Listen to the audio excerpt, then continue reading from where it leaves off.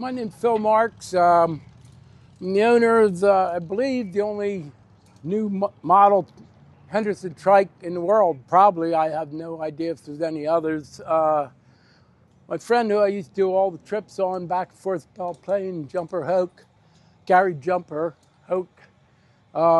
We took it to Missouri, and I believe it was 2016 to have it converted into a trike. It's number 1409. It was originally red and oyster.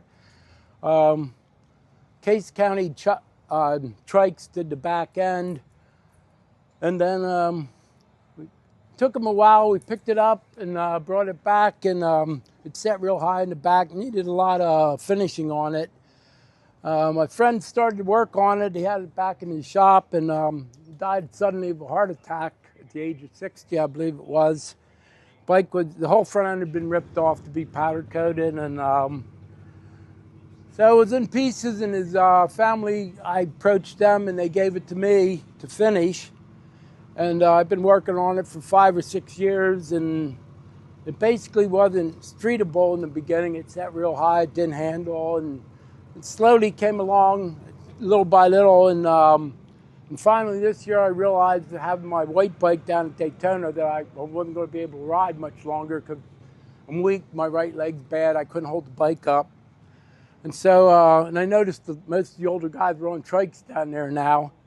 So I got back, and basically the biggest thing was getting these front rockers made for the front end. So to get the right trail, that seemed to be a problem with trikes and sidecars both. You know, they don't want to turn.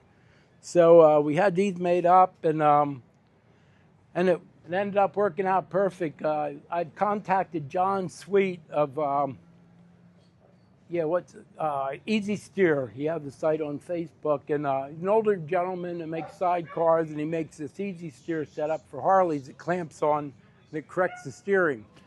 And I sent him all my info and asked him if it would work, and he gave me the measurements. We had to move the axle 3 1/4 inches forward, and he said it would steer, and it got power steering now. It turns, it handles, it's basically fun to ride finally. You know, it's not white knuckles. And so I bought my first bike as soon as they came out. I was an original owner, and beginning of July, I had a green and oyster I bought that I still have, number 824. It's been customized. It's white with white wheels, and a lot of pictures of it floating around. Oh, yeah. Probably one of the most photographed bikes there is. Bike. Yeah. And what number was that one? 824. And which number is this one? 1409. 1409.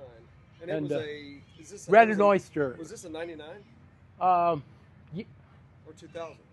It's and now you stumped me.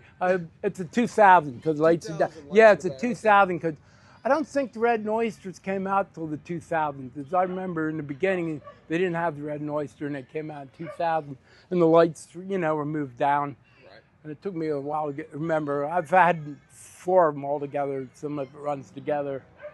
So Jumper had, I don't know how many he had made a list. I mean, he bought them. He was always he'd promote them and buying them and selling them. And so he could foresee that we were all getting older, and that it would be neat to get a trike made. And the original idea was, when this one got kind of worked out, take it apart and get parts matched up and made, and make a trike kit. That was, you know, down the road, that was the idea.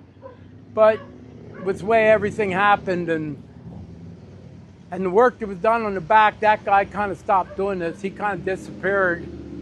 And the aluminum work alone would be astronomical now. I mean, I don't know how much, you get that much aluminum. Oh, that's a ton I of mean, aluminum. yeah, you can't. He got it done pretty reasonable, but it would never happen in this day and age. Right. We'll take another look at the back of it. Yeah. It's a ton of aluminum. Yeah, and there's a differential in it. It got spider gears, so the wheels freewheel, you know, one can go one way, one the other. Yeah. And I'm getting original fenders made wider to clear the bigger tires, and it'll have original tail lights on it, original Henderson lights, and a little truck bed probably on the back to finish it, if I live long enough. Oh, of course. You know, you it's will. a work in progress will. yet, and this is as close as it's been to being what I want it to be. Yeah. So, Yeah. Well, and that's awesome. out here in Wisconsin, amazing turnout, and we're Absolutely. 25, going on 26 years later, we've been able to pull all these people in and have a good time. That's right. So That's awesome.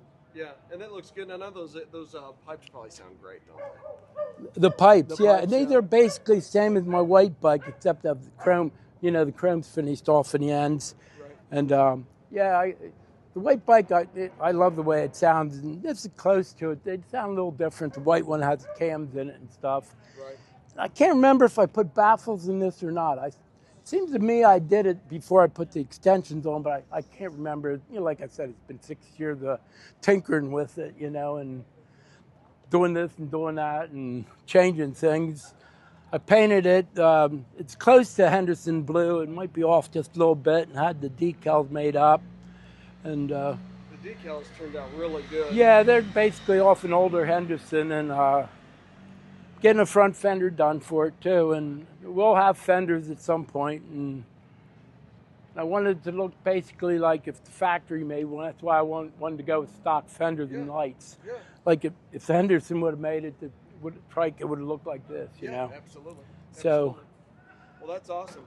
I really appreciate you telling us about it and showing us it. no problem, anytime. I like to talk to people. It's not a problem. Absolutely. Thanks, man.